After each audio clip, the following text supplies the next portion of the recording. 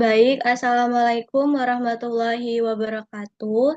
Di sini kami dari kelas TRI 3A, kami di sini akan mempresentasikan dari materi dampak teknologi informasi terhadap produktivitas dan kualitas hidup.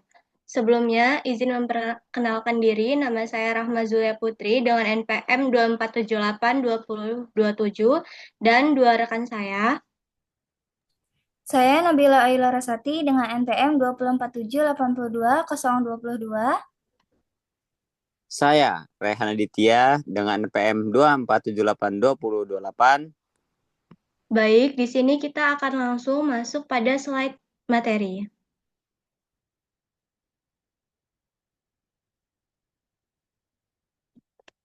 Pada slide ini kita akan membahas tentang fondasi transformasi digital Indonesia.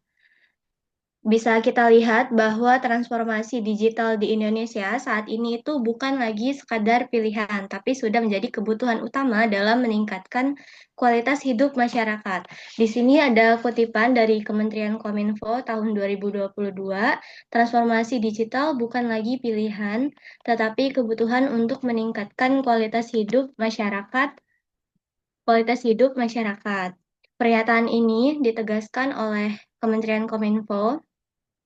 Saat ini pembangunan Indonesia berfokus pada dua pilar utama, yaitu produktivitas digital dan kualitas hidup digital.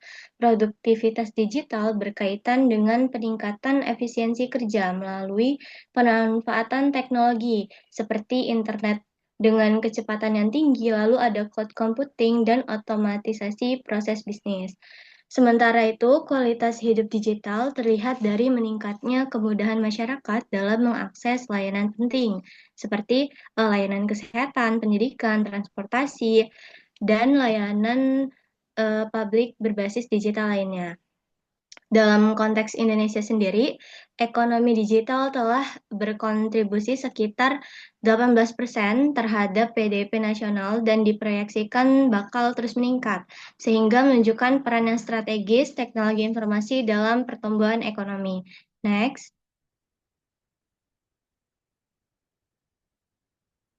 Kita lanjut, slide ini menjelaskan tentang peran teknologi informasi dalam mendorong produktivitas dan efisiensi di berbagai sektor di Indonesia.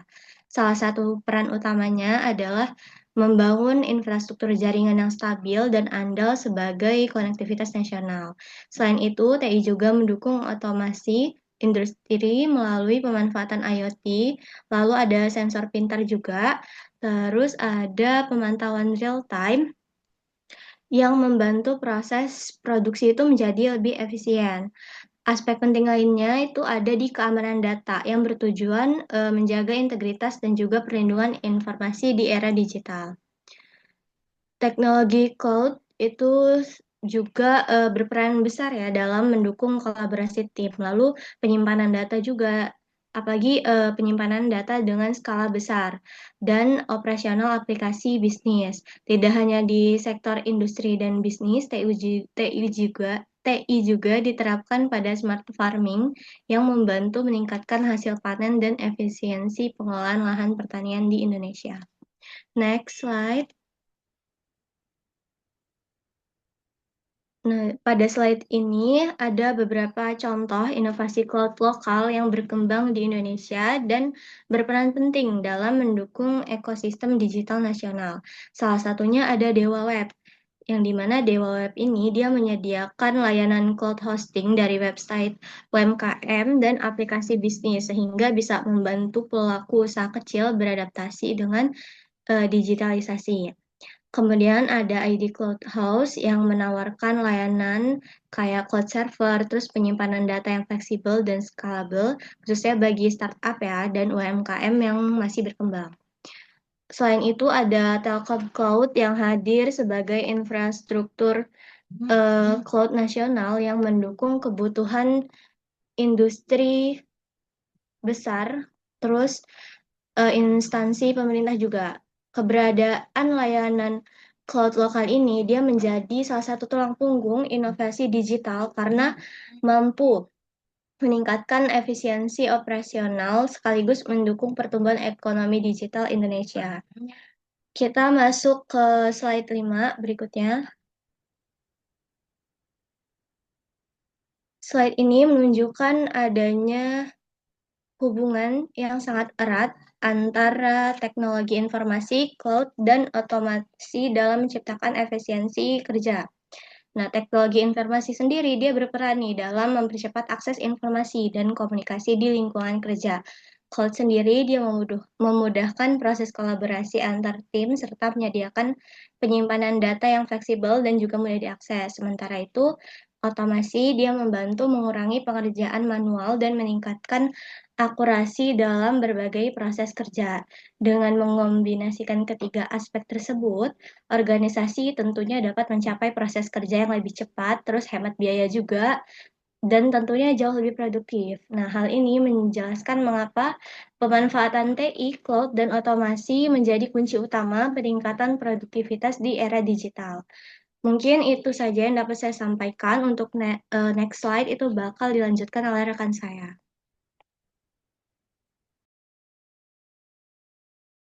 Baik, di sini saya akan menjelaskan mengenai telework atau sebuah paradigma baru dalam dunia kerja yang makin relevan di era digital.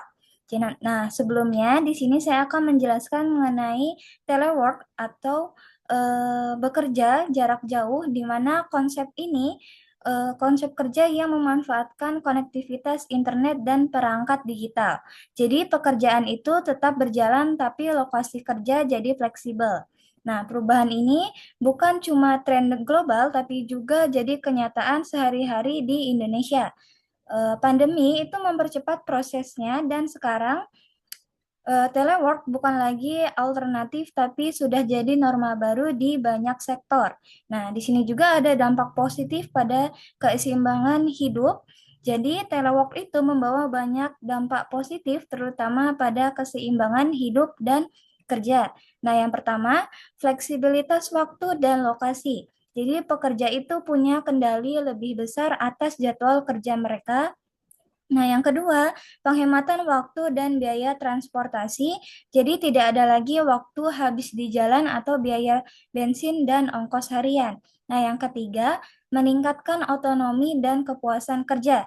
Jadi, banyak orang itu merasa lebih produktif saat bekerja di lingkungan yang mereka pilih sendiri.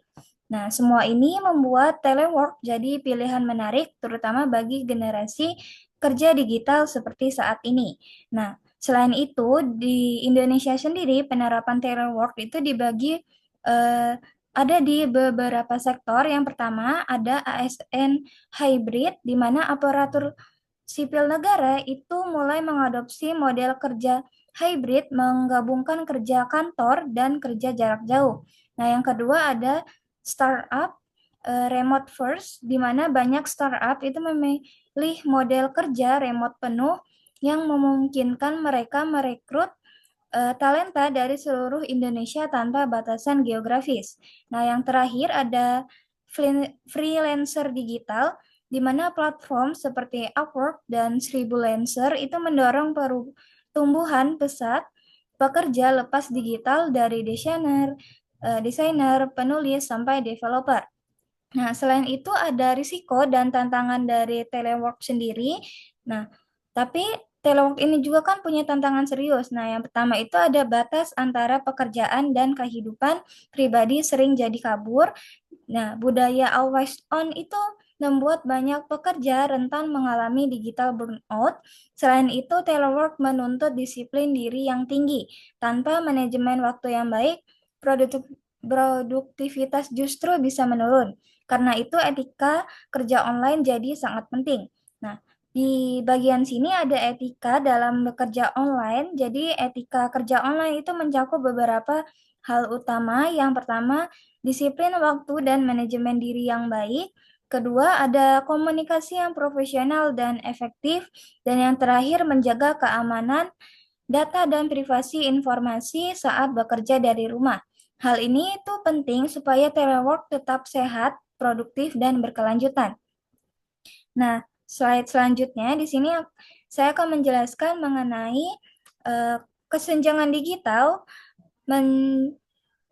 kesenjangan digital di Indonesia. Nah, jadi di balik semua peluang telework itu ada tantangan besar. Yang pertama itu ada kesenjangan digital, di mana kesenjangan ini terlihat dari dua aspek utama. Nah, yang pertama itu ada akses internet yang belum merata antara wilayah perkotaan dan pedesaan. Selain itu, yang kedua ada literasi digital yang belum merata antara wilayah perkotaan dan pedesaan. Literasi digital yang masih bervariasi di berbagai kelompok masyarakat. Jadi, di sini ada data dari Kominfo dan BPS menunjukkan bahwa sekitar 3.400 desa masih belum terhubung internet pada tahun 2023. Nah, sebagian besar berlokasi di wilayah 3T, yaitu tertinggal, terluar, dan terdepan. Jadi program pemerintah itu untuk mengatasi kesenjangan ada 3. Yang pertama itu ada Palaparing sebagai tulang punggung serat optik nasional. Yang kedua ada Satria 1, yaitu satelit internet yang melayani sekolah, puskesmas, dan daerah 3T. Dan yang terakhir ada Desa Digital Jabar, jadi inisiatif pemerintah Jawa Barat untuk meningkatkan akses dan literasi digital di pedesaan. Nah, semua program ini itu menekankan bahwa akses internet adalah bagian dari keadilan sosial digital. Nah, selanjutnya di sini saya akan menjelaskan mengenai teknologi kesehatan digital seperti e-health, telehealth, dan m-health. Jadi, teknologi informasi juga merevolusi ke sektor kesehatan. Nah, lewat konsultasi online, platform seperti Halodoc dan Halo Dokter itu memungkinkan pasien berkonsultasi dengan dokter kapan saja dan dari mana saja. Nah, selanjutnya dalam pelacakan kesehatan publik, aplikasi Peduli Lindungi itu berperan besar selama pandemi. Nah, yang terakhir itu ada sistem informasi manajemen rumah sakit atau SIMRS yang mengintegrasikan data pasien, rekam medis, dan operasional rumah sakit agar pelayanan jadi lebih efisien. Nah, yang selanjutnya akan dijelaskan oleh teman saya.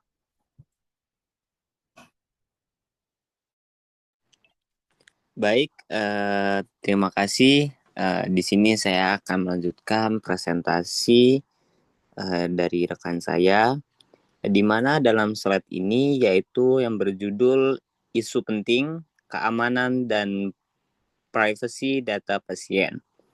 Di mana di sini ada 3 poin. Yang pertama yaitu adanya data sensitif, yaitu informasi kesehatan pasien adalah data yang sangat sensitif dan memerlukan perlindungan maksimal.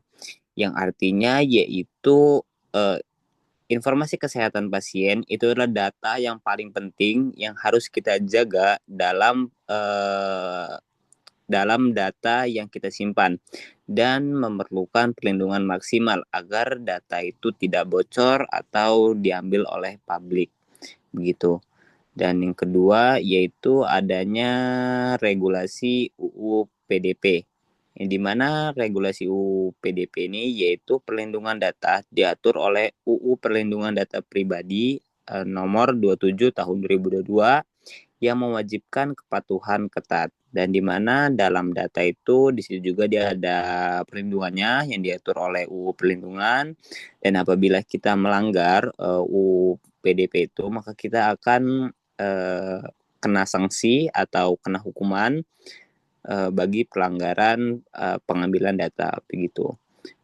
Dan juga di sini yang ketiga yaitu adanya tanggung jawab atau tanggung jawab penyedia atau rumah sakit dan aplikasi kesehatan wajib menerapkan enkripsi, akses terbatas, dan menjaga kerahasiaan rekam medis pasien. Dan di mana dalam tanggung jawab penyedia ini kita tuh rumah sakit itu harus menerapkan yaitu adanya enkripsi, di mana supaya tidak bocor, dan juga akses terbatas di mana yang dapat mengakses itu hanya orang-orang yang ada dalam lingkungan rumah sakit saja, dan juga yaitu menjaga kerahasiaan rekam medis pasien, dari mana sakitnya pasien itu tidak boleh bocor kemana-mana, hanya pasien dan keluarga pasien saja yang tahu, dan apabila sampai itu bocor maka dia akan kena UU Pelindungan Data Pribadi. Slide selanjutnya. Di mana di sini di slide selanjutnya ini yaitu ada judul yaitu Etika dan Dampak Sosial TI, Refleksi Kesejahteraan. Jadi pertanyaannya fundamental. Apa sih fundamental? Jadi apakah teknologi informasi benar-benar meningkatkan kesejahteraan manusia? Mari kita akan telaah atau kita bahas dampak positif dan negatifnya. Dan di sini ada 2 poin yaitu dampak positif dan juga ada dampak negatifnya. Di sini saya akan membahas dampak positifnya terlebih dahulu dalam etika dan dampak sosial TI, yaitu dampak yang pertama yaitu akses layanan esensial atau kesehatan, pendidikan, pekerjaan itu menjadi lebih mudah dan merata. Jadi dengan adanya dampak sosial ini, akses layanan kesehatan, pendidikan, dan pekerjaan itu menjadi lebih mudah dan dapat dijangkau dan merata di setiap daerah begitu. Dan juga ada produktivitas meningkat secara signifikan melalui otomatis dan digital proses, dan di mana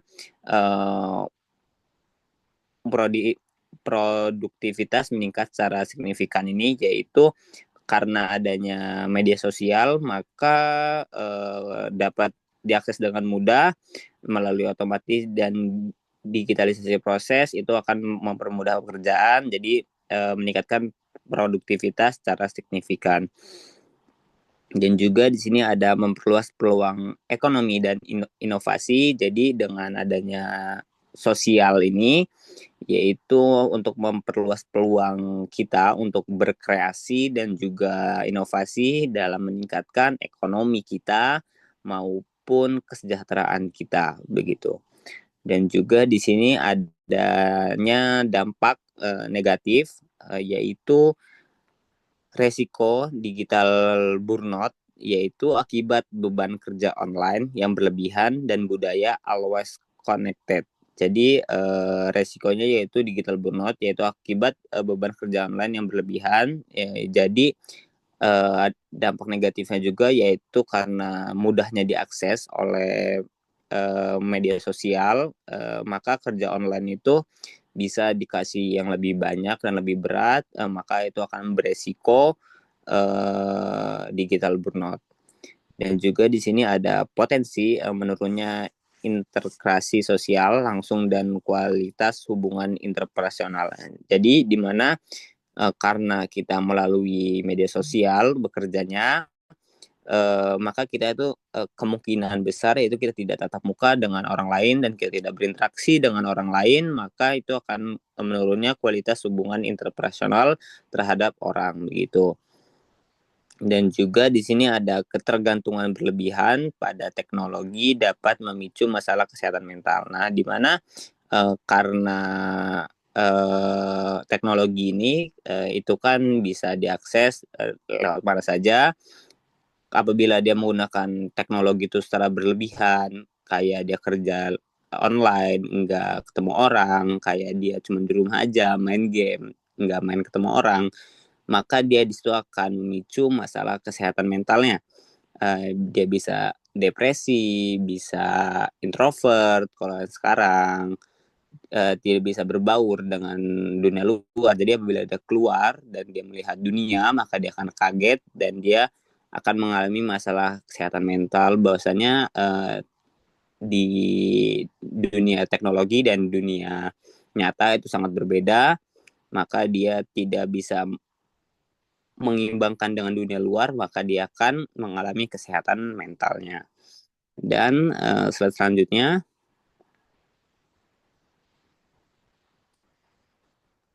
Nah, di mana dalam slide ini yaitu dalam konteks Indonesia.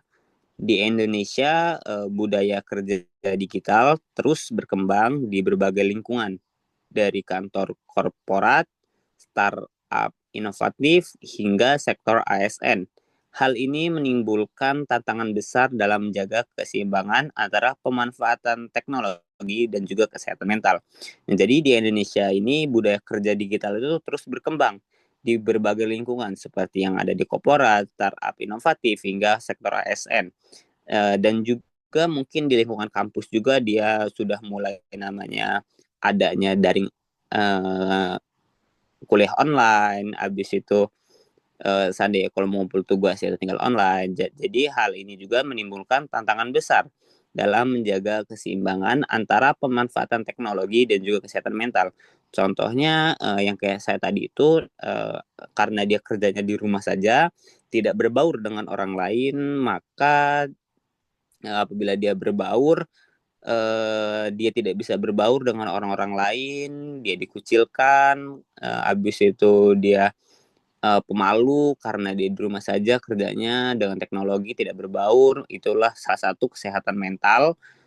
Dan juga maksudnya pemanfaatan teknologi ini yaitu kita tidak perlu membuang-buang energi kita untuk hal-hal yang tidak perlu atau tidak diinginkan, seperti kayak ya apa sajalah seperti itu. Dan juga di sini ada peran etika profesional TI, yaitu yang pertama ada pengembangan beretika, yaitu mendesain dan mengembangkan teknologi yang aman, inklusif, dan berorientasi pada kemanusiaan. Jadi maksudnya perkembangan beretika ini yaitu kita akan mendesain dan membangun teknologi yang aman, inklusif, dan juga berorientasi pada kemanusiaan. Jadi kita membuat itu untuk nyaman, untuk mempermudah manusia begitu. Dan juga di sini ada fokus pengguna, yaitu memastikan bahwa sistem yang dibangun tidak merugikan pengguna dan secara aktif mendukung peningkatan kesejahteraan mereka. Jadi di mana fokus pengguna ini yaitu memastikan bahwa sistem yang dibangun tidak merugikan pengguna dan secara aktif mendukung peningkatan kesejahteraan mereka begitu. Selanjutnya, nah dalam saat ini yaitu studi kasus lokal atau implementasi dan tantangan TI di Indonesia, yaitu melihat implementasi TI di Indonesia melalui beberapa studi kasus nyata. Yang pertama ada telework dan kesejahteraan karyawan. Jadi banyaknya pekerja melapor peningkatan produktivitas dalam mode kerja WFH atau hybrid, namun tantangan seperti digital burnout dan gangguan work life balance juga sering muncul, menuntut kebijakan dan dukungan yang tepat dari perusahaan. Jadi dia kerja di rumah maka produktivitasnya akan lebih meningkat dan itu bisa mengganggu kesehatan mental kita dan juga dapat membantu kita mempermudah dalam mengakses kita dalam bekerja. Dan juga di sini ada kesejahteraan internet di Papua. Akses internet yang terbatas di wilayah Papua menghambat kemajuan pendidikan dan layanan publik. Pemerintah berupaya keras uh, berupaya keras dalam proyek ini. Dan juga di sini ada penggunaan IoT untuk petani, yaitu implementasi sensor tanah dan sistem irigasi otomatis berbasis IoT di Jawa Barat dan Lampung telah terbukti meningkatkan hasil panen secara signifikan. Inisiatif Smart Farming ini memperdaya petani dengan teknologi untuk efisien dan keberlanjutan petani. Dan mungkin selanjutnya akan disampaikan oleh moderator.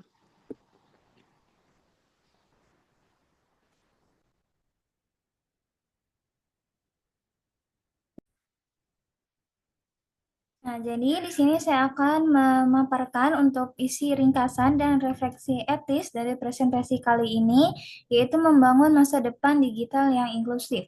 Jadi untuk kesimpulannya, teknologi informasi itu telah menjadi salah satu faktor utama yang mendorong peningkatan produktivitas, efisiensi, dan kualitas hidup masyarakat Indonesia. Nah, kehadiran teknologi digital ini memungkinkan aktivitas ekonomi, pendidikan, kesehatan, dan pemerintahan berjalan lebih cepat, lebih fleksibel, dan lebih terhubung. Selain itu, ada berbagai macam inovasi seperti cloud computing, IoT atau Internet of Things, kemudian telework, dan layanan kesehatan digital telah membentuk pola hidup dan struktur ekonomi baru. Jadi masyarakat kini itu dapat bekerja dari mana saja, mengakses layanan kesehatan secara daring, kemudian memanfaatkan teknologi untuk meningkatkan efektivitas aktivitas sehari-hari. Nah, transformasi ini itu menunjukkan bahwa teknologi bukan hanya alat bantu, tetapi telah menjadi bagian integral dari kehidupan modern. Nah, namun di balik manfaat tersebut, terdapat juga tantangan yang masih perlu mendapat perhatian serius. Nah, kesenjangan digital itu antar wilayah dan antar kelompok sosial masih menjadi hambatan utama dalam pemerataan manfaat teknologi. Selain itu, isu privasi dan keamanan data semakin krusial seiring meningkatnya penggunaan platform digital. Risiko kelelahan, seperti risiko burnout atau burnout juga muncul akibat intensitas penggunaan teknologi yang tinggi. Nah, khususnya dalam sistem kerja jarak jauh. Di sisi lain, kesiapan infrastruktur dan sumber daya manusia itu masih perlu terus ditingkatkan agar transformasi digital dapat berjalan secara berkelanjutan dan adil. Lalu di sini juga ada pelajaran moral. Jadi dari berbagai dinamika tersebut terdapat pelajaran moral yang penting untuk dipahami. Jadi teknologi itu seharusnya digunakan sebagai sarana untuk meningkatkan kesejahteraan manusia, bukan semata-mata untuk mengejar efisiensi, keuntungan, atau kecepatan tanpa mempertimbangkan dampaknya. Jadi, setiap inovasi teknologi itu membawa konsekuensi sosial, psikologis, dan etis. Oleh karena itu, pengembangan dan penerapan teknologi itu perlu mempertimbangkan nilai kemanusiaan, keseimbangan hidup, serta keberlanjutan sosial. Nah, teknologi yang baik itu bukan hanya yang canggih, tetapi juga yang mampu mendukung kualitas hidup, kesehatan mental, serta keadilan sosial bagi penggunanya. Nah, dengan pendekatan yang berorientasi pada manusia, teknologi itu dapat menjadi alat pemberdayaan, bukan sumber ketimpangan atau tekanan baru dalam kehidupan masyarakat. Lalu di bagian sini ada nilai etika profesi teknologi informasi. Jadi dalam konteks ini, etika profesi teknologi informasi itu memiliki peran yang sangat penting sebagai landasan moral dalam pengembangan dan pemanfaatan teknologi. Jadi integritas itu menjadi nilai utama yang harus dijunjung tinggi oleh para profesional TI. Integritas itu mencakup kejujuran, transparansi, serta komitmen untuk menjaga kepercayaan publik. Nah, dalam setiap proses perancangannya, pengelolaan, dan implementasi teknologi. Nah, tanpa integritas, teknologi itu berpotensi disalahgunakan dan merugikan masyarakat. Yang kedua, ada tanggung jawab sosial yang merupakan prinsip penting dalam profesi TI. Nah, setiap inovasi teknologi itu seharusnya memberikan manfaat nyata dan positif bagi masyarakat luas, bukan hanya bagi kelompok atau kepentingan tertentu. Jadi, profesional TI itu memiliki tanggung jawab untuk memastikan bahwa teknologi yang dikembangkan itu tidak menimbulkan dampak negatif dan yang signifikan, baik secara sosial maupun lingkungan. Nah, yang selanjutnya, yang terakhir itu ada keadilan digital menjadi nilai etis yang semakin relevan di era transformasi digital seperti sekarang. Nah, keadilan digital menekankan pentingnya pemerataan akses terhadap internet dan layanan digital. Nah, sehingga seluruh warga negara itu memiliki kesempatan yang sama untuk memanfaatkan teknologi. Komitmen terhadap keadilan digital itu berarti berupaya mengurangi kesenjangan digital dan mendorong inklusivitas dalam setiap kebijakan dan inovasi teknologi. Mungkin hanya itu saja untuk presentasi kali ini. Mohon maaf bila ada salah kata atau kurang bisa dipahami. Kami akhiri, kami ucapkan terima kasih. Wassalamualaikum warahmatullahi wabarakatuh.